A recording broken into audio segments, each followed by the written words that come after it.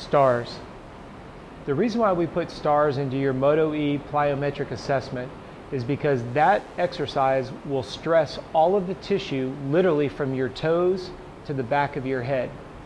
If you did it correctly and you really touched your toes and then you exploded as high as you could, what you're going to notice is that, number one, the heart rate's going to go up quite quickly. The reason being is because your quadriceps are the largest consumer of oxygen. So they're going to jack your heart rate up extremely quickly. The second thing that you're going to notice is that the intensity level elevates so quickly that it tends to bring on a level of being nauseated. Okay? Now our goal is not to make you feel nauseous during these assessments, but rather to help you create awareness of the mistake many riders make when they go to the racetrack.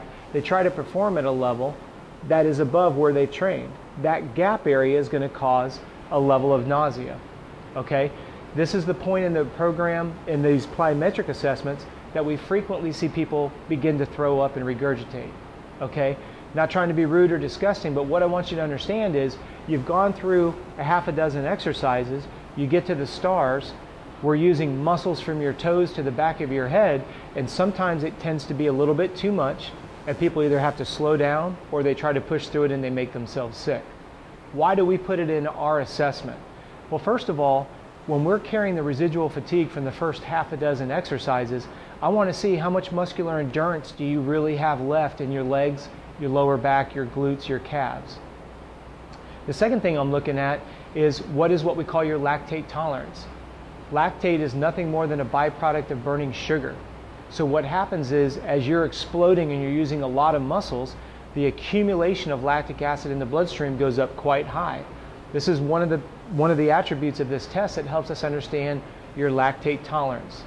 As a racer, it's vital that you pay attention to this, because at the opening part of a race, this is where the same thing happens to your body. You go from idle on the gate to wide open. So what happens is the lactic acid dumps into the bloodstream, and you have to be able to handle that both physically and mentally. As you experienced, first set, not too bad. Second set starts to become pretty difficult. By the third set, the monkeys definitely jumped on your back. Okay? So what I want you to think about is, in future testing assessments, you're going to have the opportunity to see if you've improved your lactate tolerance as well as your strength and endurance, because of where this exercise falls in the set, as well as the nature of this exercise.